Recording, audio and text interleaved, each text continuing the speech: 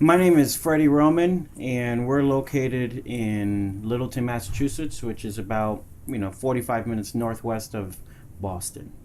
My business and what I do here, well, mainly nowadays is kind of just restoration work, conservation work on occasion as well.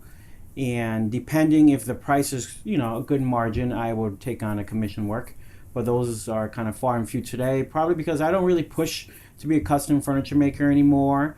The reason being is there's so many other woodworkers in the area, and in the antique world, the value of antiques have gone so far low that it's far cheaper to have a client purchase that, preserve the history, and just have me restore it. So that's mainly what I do, and occasionally I do some refinishing and stripping and everything else. But mainly these days it's kind of restoration work. I got into woodworking, and how I got into woodworking, I would say my first interest was when I was about 8 or 9 years old, and my uncle gave me a set of like, I don't know, a kid's tool chest, and in there I had like a hammers and screwdrivers and a block plane and a fret saw and a really child sized hand saw, and because of that tool chest, I decided for some oddball reason, I don't know if it was a booklet in there, and I wanted to do the footstool that they had. So I made a whole bunch of footstools, and I found some paint in Connecticut behind a garage. It happens to be green, and I just painted them green. But ever since that day, I've been kind of hooked.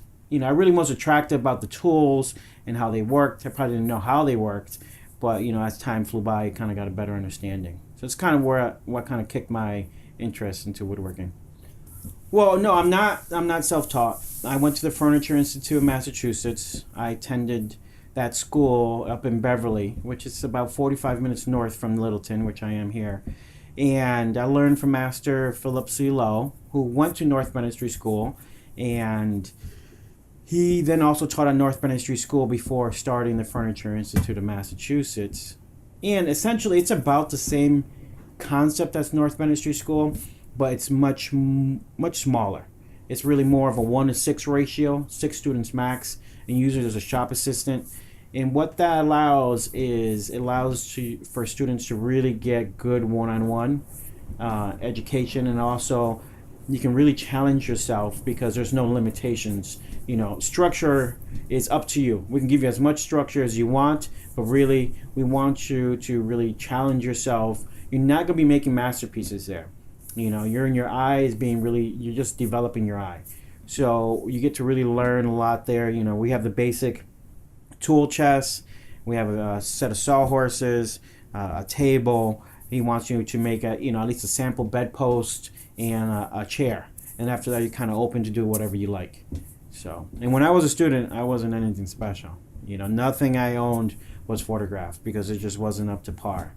I thought they were beautiful when I was a student, but when I reflect back, I certainly did not have a good eye. So it's taken some time, but there's a process. Well, I'm first drawn to more period furniture, especially if I had to choose one period or two. I would say Federal period is my more specialty or more interest.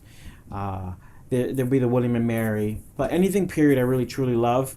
For the last couple years, I've been more open-minded to more modern and contemporary. The reason being because there's a big movement around here in Massachusetts that the old brown and shiny or the old robust pieces are not what people are looking for. They are looking for more modern, more contemporary look, more streamlined. So I have shifted over slightly, but deep down inside, my roots are period furniture. Several years ago, I was making about 15 pieces, period pieces, for a specialty museum out there. I can't really talk about it too much due to the contracts, but I was hired on to work on 15 pieces.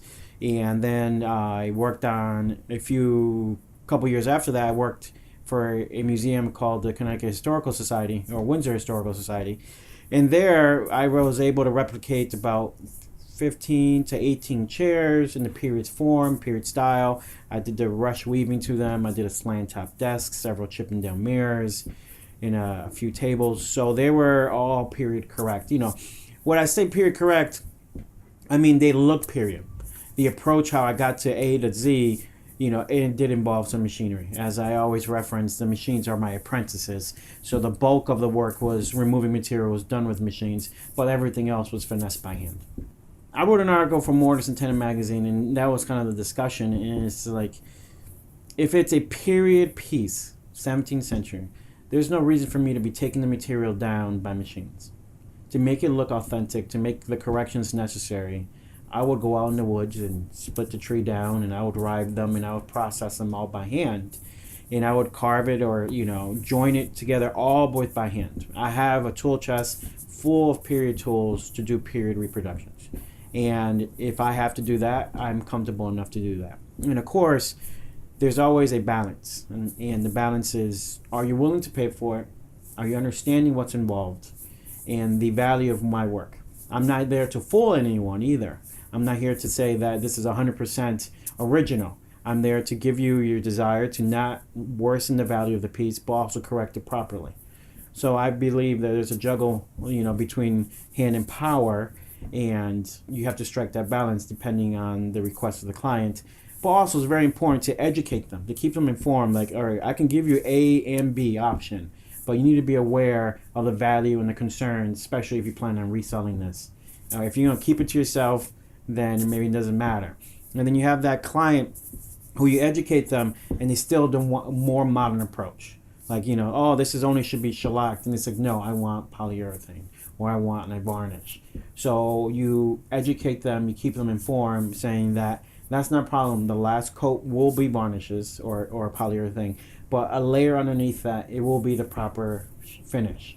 And that a conservator or a properly educated restorer can remove that top layer and bring it back down to its natural state. So it's a balancing act. Educating the client mentality there, or that approach, really came from Don Williams. He always emphasized, educate the client. Most craftsmen or craftspeople today are hesitant to have the client be over your shoulder. He says, no, welcome them. Show them all the hard work that it takes to replicate something. Even if it's easy and how quickly it evaporates, you also got to emphasize to them, this only occurred so fast because of my years of working in the field and experience. I've struggled for years to get to this point. So it's easy now, but essentially what you're paying for is the skill and the knowledge, and also that I am not screwing up or making the piece worse. I'm giving you your desire, and I'm getting there as quickly as possible. But you still have to pay the going rate. So you have to welcome that. You have to welcome the questions. And you keep them informed, saying, I'm more than happy to answer all your questions. But if it takes a little bit longer because of your questions, I also have to charge you accordingly. So by you being upfront, you also welcome them and make them realize that I'm also using these solvents which are toxic. And I'm also replicating something that you desire that hopefully you can cherish and pass down to the next generation. I have an assistant that comes into the shop. His name is Paul Jasper. And he went to North Main Street School and taken a few classes. And we met through Facebook, just conversation. And he comes in lots of times, once a week or, a few times a month. And he quickly realized, because he wanted to be doing woodworking full time at some point. And he's a very successful scientist. He's very knowledgeable. And he's always questioning everything, my approach, everything, which is great. And I appreciate him questioning it, because that's how you really learn. But he quickly realized that to do this for a living is much more difficult. Okay, not only do I have to answer emails and push in proposals and meet clients and do a lot of research and research what's available out there, and not only does that take so much time out of the day, you also got to go ahead and make money behind the bench, and you got to be standing up. So when he comes in here and he works 5 or 6 hours, he's just like, boy, I don't know how you do this hunched over all day. And I don't know how your hands don't hurt. And there's so much sanding and so much scraping. There's so much work involved to get to the final outcome that it's just extremely surprising. And then everyone pushes this whole real craft. Everyone pushes this whole keeping the craft alive. But you go everywhere, and there's just basic information. And basic information is great for when you're starting. But why we need the real craft, why we need the keeping the craft alive, it's the intermediate and the advanced levels. And we're lagging on all that. The reason being is everyone wants to make something very simple. and they get the satisfaction of making something. But when it really takes a lot of work, the majority of people are not interested, which is the issue with making furniture. Furniture that are a simple table or a simple bench or a live edge table is very simple. But go ahead and make a Chippendale chair with stretchers and bone claw feet and carvings and scrolled arms. That's very expensive. That is very labor intensive. You need a lot of knowledge, a lot of information. And with that, knowledge is lagging, and that knowledge we're losing constantly. So I believe that it's great to see the movement. It's great to see these individuals picking up the craft and learning how to do the basics, but you also have to strive for more. Don't settle. And I constantly am getting emails of people saying, I thought this is all I wanted to do, and I quickly realized that it got boring, it got old because I wasn't challenging myself. And because of me, because of what I'm posting, by me inspiring them, I help them, motivate them to try different things. And then people always question me and always say, oh, you're making everything look simple, making your craft look easy. And people say, you should make it come across as, it takes a lot of skill to do this and upsell yourself. And I says, then it's obvious that it takes a lot of skill. But the hobbyist or the amateur, if I don't break it down for them to make it look easy, then they'll never go ahead and do it. And that's kind of a balance that you need to be able to welcome these guys in, suck them in, saying, it's easier than you think. But obviously there's a process, and you have to understand the process. And I always like to tell them that, obviously this is not ebony and this is not Brazilian rosewood, but the mentality you got to have when it comes to this is it's wood and it grows on trees. If you screw up, it's A-okay. That's part of the journey. Really what makes you become that so-called master is not only being able to produce something, but be able to fix your mistakes and make them disappear. And that's the balance. And that's in that goes back to, I strongly believe finishing is very important. It's kind of one of those things. If you give me a C grade piece of furniture, I can make it an A grade. Because if you give me solid foundation, even though there may be a slight gap here, a slight chunk missing here, a gap here, I can fill that, I can blend that in, I can make it look flawless, I can fold it in. No one is ever going to tell. No one is ever going to see it.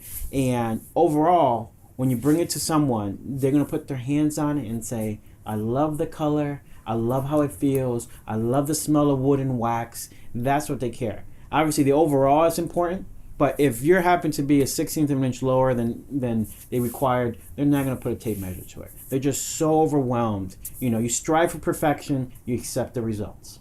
Okay? Because in the end, you're human. What it matters is the reduction of your mistakes, which is important when it comes to reference surfaces. You only depend on 2 reference surfaces. The reason being is there's a 50% less margin of error. If you start flipping things around, laying everything off all these different edges or surfaces, then the error gets multiplied. So now it becomes 150% mistake capability. My friend who comes in here, who helps in the shop, he quickly learns that. He quickly learns, I'm one of those guys, and I think I'm quite rare, is that I'm able to just let go. I tell the individual what I want, okay? My approach. You have a question, feel free and ask him. But I'm off, okay? I'm off doing my own thing. I just let you do your own thing. And the reason being that I can do that is in case they screw up, I can fix it. In case you cut this piece too short, you just cut another one, okay? Now, is it going to get frustrated if you did it 5 or 6 times over again? Yes. But in the end, hopefully in the future you're not going to do that again, so you learn your lesson. And it's like with me, everyone says, oh, it's unbelievable what you can do. It's just the only reason I'm able to do it is because I screwed up so many times, and now it's like, oh, if I don't pay attention here, I'm going to screw up. And that's what you got to remember, those things. You got to strike that memory bank and be like, I've done this before, I don't want to screw this part up because I've screwed it before. If I feel comfortable to say that I've mastered, almost mastered one thing, it's probably federal inlaying, banding, and veneering. That's kind of like, I am extremely comfortable, whatever project that comes in, any veneering work, any patching, anything of that magnitude, I can say, yeah, I can handle that. But anyone calls me having a veneer issue, blah, blah, blah, I was like, yeah, I can handle it. But you haven't seen the job. I'm 100% confident I can handle it. I'm not sure why. It's just something that I feel very comfortable with. And it's probably one of those things that when a lot of people around here, when they think of veneer, they think low quality. But what they don't realize is early on, the craftsmen of the era, realize that this wood is precious. We're already complaining in the 1800s that we're not able to get as much material of this quality anymore. And it's now 2017, and the same thing occurs today. So I strongly believe that veneer is very important. Now, modern day veneer is, it's for lack of a better term, very low grade. But if you have the capability of resawing your own or finding, old stock that's good thickness, and in France there's a guy named Patrick George, and he supplies great sawn veneers. And I have some sawn veneers in the other room that I can show you. Something of that caliber is still useful today and still of high quality because it acts like wood, even though it's thick veneer. So for me, no idea why, because I don't have a vacuum back here, I don't have a vacuum press, but what I do have is the knowledge and the capability of using high glue, using a protein glue, and using, thick clamps or cauls, and I can just make it work. That's what I'm most comfortable with. I have two planes I use the most, and it's the Lee Nelson 102 bronze plane, the Lee Nelson 60.5. Those two planes, they can't live without. They just, I'm on my fourth iron on them, and I use them all the time. There's a series of tools that are always, on the bench or within a hand's reach that I find very important. And, depending on the scope of the work, I use a router plane constantly. And a router plane is a very important tool for me. And they're just so useful, especially for the restoration work. And I'm very good at breaking rules. So I basically, everything that someone says you can't do, I do it. Because I feel that not enough people try to bend the rules. So I want to see how far I can stretch these rules out before failing. So I use a black plane sometimes to plane in long boards. I use them against the grain. I use them to do different things that are not supposed to. And they never failed me. So I use them constantly.